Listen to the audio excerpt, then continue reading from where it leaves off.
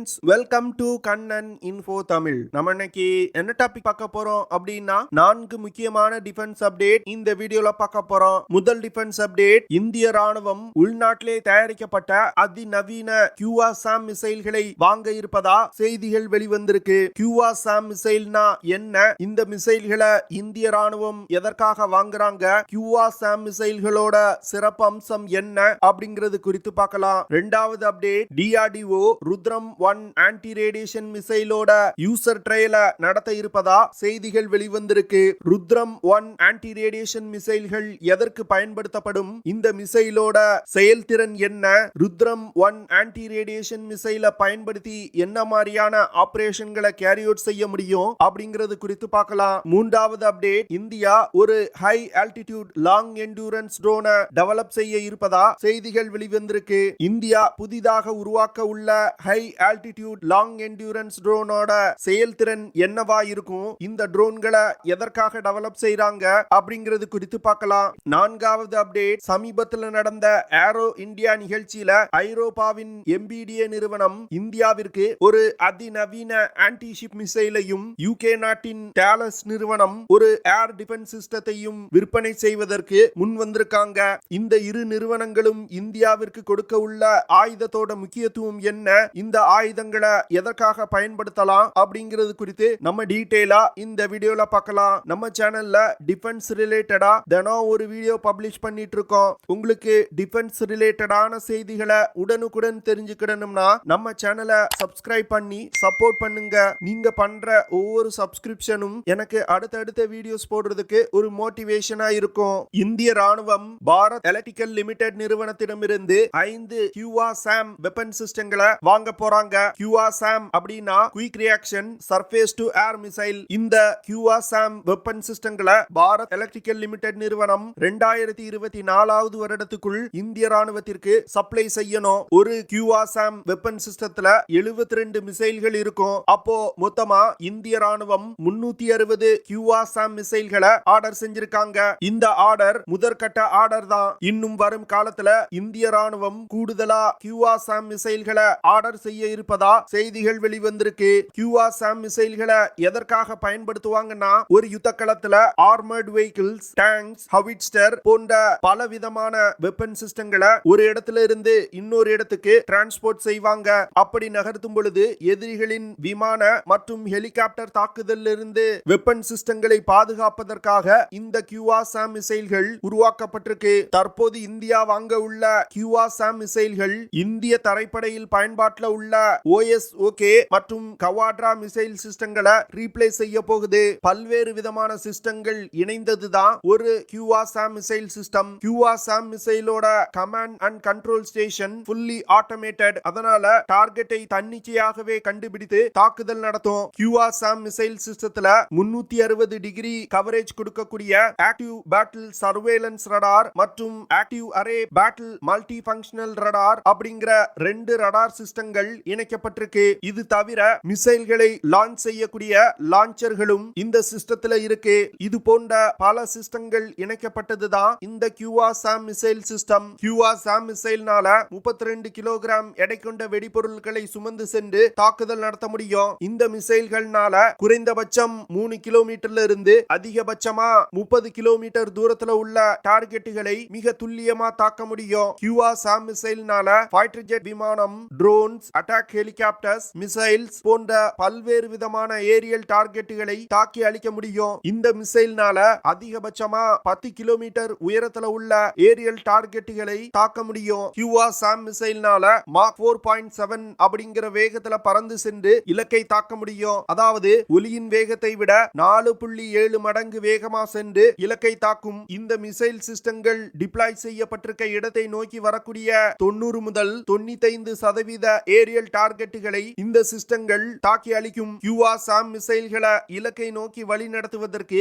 Initial navigation system மற்றும் 2-வே data link system இணைக்கப்பட்டிருக்கு. அது மட்டும் இல்லாம மிசைல் டார்கெட்டை தாக்குவதற்கு முன் இருக்கக்கூடிய 60 நொடிகள்ல ஆக்டிவ் ரடார் ஹோமிங் சிஸ்டமும் ஆக்டிவேட் செய்யப்படும். இதனால இந்த மிசைல்கள் மிக துல்லியமா இலக்கை தாக்க முடியும். அடுத்த ருத்ரம் 1 ஆன்டி ரேடியேஷன் மிசைலோட யூசர் ட்ரையலை நடத்த இருப்பதா செய்திகள் வெளிவந்திருக்கு. ருத்ரம் 1 ஆன்டி ரேடியேஷன் மிசைல இந்திய விமானப்படையின் Su-30 MKI போர் விமானங்கள்ல இருந்து ஃபயர் செய்து சோதிக்க போறாங்க. ஏற்கனவே இந்த விமானத்தோட டெவலப்மெண்டல் ட்ரையல்ஸ் DRDO வெற்றிகரமா முடிச்சிட்டாங்க. அதனால இந்த யூசர் ட்ரையல் முடிக்கப்பட்டவுடன் ருத்ரம் 1 ஆன்டி ரேடியேஷன் மிசைல் அதிக அளவுல இந்திய விமானப்படை விமானங்கள்ல இணைக்கப்பட உள்ளது. ருத்ரம் 1 மிசைல் ஒரு air to surface anti radiation missile, அதாவது எதிரிகளின் கம்யூனிகேஷன் சென்டர்ஸ், ரடார் சிஸ்டங்கள் மற்றும் ஏர் டிஃபென்ஸ் சிஸ்டத்துல இருந்து வரக்கூடிய சிக்னல்களை தன்னிச்சையாகவே இந்த மிசைல்கள் கண்டுபிடித்து தாக்குதல் நடத்தக்கூடியது. தற்போது இந்தியா ருத்ரம் 1 ஆன்டி ரேடியேஷன் மிசைல சோதனை செய்வதற்காக Su-30 MKI போர் விமானங்கள்ல மட்டுமே இணைச்சிருக்காங்க. ஆனா வரும் காலத்துல Mirage 2000, Jaguar, Tejas MK-1A, Tejas MK-2, AMCA, டெட்பாஃப் போன்ற பல விமானங்கள்ல இணைக்க திட்டமிட்டிருக்காங்க. Rudram 1 anti radiation missile 600 kilogram எடை கொண்டது. இந்த மிசைல்னால அதிகபட்சமா 150 முதல் 250 கிலோமீட்டர் தூரத்துல உள்ள டார்கெட்டுகளை மிக துல்லியமா தாக்க முடியும். இந்த மிசைல்னால 55 கிலோகிராம் எடை கொண்ட வெடிபொருட்களை சுமந்து சென்று தாக்குதல் நடத்த முடியும். இந்த ஆன்டி ரேடியேஷன் மிசைல்கள் பிரத்யேகமா யுத்தத்தோட தொடக்கத்துல சிட் ஆபரேஷன்களை கேரி அவுட் செய்வதற்காக டெவலப் செய்யப்பட்டிருக்கு. அதாவது யுத்தத்தோட தொடக்கத்துல எதிரிகளின் ஏர் டிஃபென்ஸ் சிஸ்டம் ஆக்டிவா இருக்கும். அந்த ஏர் டிஃபென்ஸ் சிஸ்டங்களை கண்டுபிடித்து தாக்கி அழிப்பதற்காக தான் ஆன்டி ரேடியேஷன் மிசைல்கள் பயன்படுத்தப்படும். ஆன்டி ரேடியேஷன் மிசைல்களை ஏர் டிஃபென்ஸ் சிஸ்டத்தோட ரேஞ்சுக்குள்ள போகாமலே தொலை தூரத்துல இருந்து கொண்டு மிசைல லான்ச் செய்து ஏர் டிஃபென்ஸ் சிஸ்டங்களை தாக்கி அழிக்க முடியும். இந்தியா டெவலப் செஞ்சிருக்க ருத்ரம் 1 ஆன்டி ரேடியேஷன் மிசைல்னால மாக் 2 அப்படிங்கிற வேகத்துல பறந்து சென்று இலக்கை தாக்க முடியும். இந்த மிசைல்னால அதிகபட்சமா 15 கிலோமீட்டர் உயரம் வரைக்கும் பறக்க முடியும். ருத்ரம் 1 ஆன்டி ரேடியேஷன் மிசைல இலக்கை நோக்கி வழி நடத்துவதற்கு இனிஷியல் நேவிகேஷன் சிஸ்டம் மற்றும் பாசிவ் ரடார் ஹோமிங் சிஸ்டம் இணைக்கப்பட்டிருக்கு. மிசைல் இலக்கை தாக்குவதற்கு முன் இருக்கக்கூடிய 60 நொடிகள்ல active radar homing system activate செய்யப்படும். இது போன்ற 3 கைடிங் சிஸ்டங்கள் இருக்கிறதுனால இலக்கை மிக துல்லியமா தாக்க முடியும். அடுத்து இந்தியா தற்போதைய நிலையில் ஆர்ச்சர் அப்படின்னு சொல்லக்கூடிய short range unmanned aerial vehicle மற்றும் தாபஸ் அப்படிங்கிற மீடியம் ஆல்டிடியூட் லாங் என்டியூரன்ஸ் ட்ரோன்களை டெவலப் செய்து வந்துகிட்டு இருக்காங்க. இந்த ட்ரோன்களோட டெவலப்மெண்ட் வேலைகள் கிட்டத்தட்ட முடிவடைந்து விட்டது. இன்னும் கூடிய விரைவில் இந்த ட்ரோன் சிஸ்டங்கள் இந்திய படையில் இணைக்கப்பட உள்ளது. இந்த சூழ்நிலையில ஏரோநாட்டிக்கல் டெவலப்மெண்ட் ஏஜென்சி ஏற்கனவே இந்தியா டெவலப் செஞ்சிருக்க ட்ரோன்களை விட அதிக செயல்திறன் கொண்ட ஒரு ஹை ஆல்டிடியூட் லாங் என்டியூரன்ஸ் ட்ரோனை டெவலப் செய்ய இருப்பதா அறிவிச்சிருக்காங்க.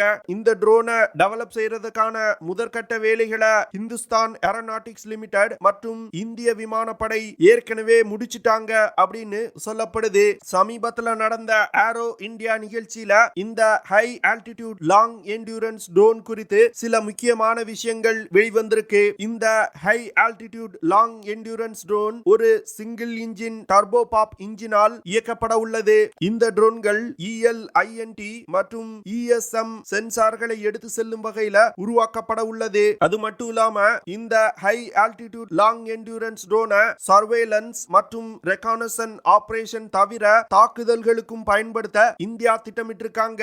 இந்த ட்ரோன்கள்னால எதிரிகளின் எல்லை பகுதிக்குள் செல்லாமல் நமது எல்லைக்குள் இருந்து கொண்டு எதிரி பகுதிக்குள் 10 கிலோமீட்டர் தூரம் வரைக்கும் உளவு பார்க்க முடியும். இந்த ட்ரோன்கள் தொடர்ந்து 30 மணி நேரம் பறக்கும் வகையில வடிவமைக்கப்பட உள்ளது. அது மட்டும் இல்லாம இந்த ட்ரோன்கள்னால 3000 கிலோகிராம் எடை கொண்ட சென்சார்கள், மிசைல்ஸ், பாம்ஸ், கிளஸ்டர் யூனிட்ஸ் போன்ற ஆயுதங்களையும் எடுத்து செல்ல முடியும். இந்த ஹை ஆல்டிடியூட் லாங் என்டியூரன்ஸ் ட்ரோன்னால அதிகபட்சமா 45,000 அடி உயரத்துல பறக்க முடியும். இந்த ட்ரோன்களை தரையில் இருந்து கட்டுப்படுத்துவதற்கு டேட்டா லிங்க் சிஸ்டம் இணைக்கப்பட்டிருக்கு. இந்த ட்ரோன்களை சேட்டலைட் கம்யூனிகேஷன் உதவியோடும் கட்டுப்படுத்த முடியும். இந்த ஹை ஆல்டிடியூட் லாங் என்டியூரன்ஸ் ட்ரோனை அமெரிக்காவின் MQ-9 ரீப்பர் ட்ரோன்களுக்கு நிகரான ஒரு ட்ரோனா இந்தியா டெவலப் செய்ய போறாங்க. அடுத்த அப்டேட், தற்போது நடந்த ஏரோ இந்தியா நிகழ்ச்சியில ஐரோப்பிய டிஃபென்ஸ் நிறுவனமான MBDA நிறுவனம் இந்தியாவிற்கு AM-39 ஏர் லான்ச் ஆன்டி ஷிப் மிசைல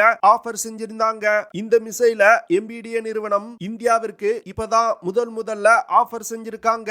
AM-39 ஏர் லான்ச் ஆன்டி ஷிப் மிசைல இந்தியா பிரான்சிடம் இருந்து இருந்து வாங்க உள்ள ரஃபேல் எம் போர் விமானத்துல பயன்படுத்த முடியும். அது மட்டும் இல்லாம இந்தியா புதிதாக டெவலப் செய்து வரும் டெட்பஃப் விமானத்திலையும் இந்த மிசைல்களை பயன்படுத்த முடியும். ஏற்கனவே இதே எம்பிடிஏ நிறுவனம் இந்தியாவிற்கு பல்வேறு விதமான மிசைல் சிஸ்டங்களை சப்ளை செஞ்சிருக்காங்க. குறிப்பா சொல்லணும் அப்படின்னா இந்திய விமானப்படையில் உள்ள ரஃபேல் போர் விமானங்கள்ல பயன்படுத்தப்படும் பெரும்பாலான ஆயுதங்களை இந்த எம்பிடிஏ நிறுவனம் தான் தயாரிச்சிருக்காங்க. அது மட்டும் இல்லாம இதே எம்பிடிஏ நிறுவனத்தால் உருவாக்கப்பட்ட SM-39 அப்படிங்கிற ஒரு சப்மரீன் லான்ச் ஆன்டி-ஷிப் மிசைலையும் இந்திய கடற்படையில இணைக்க போறாங்க.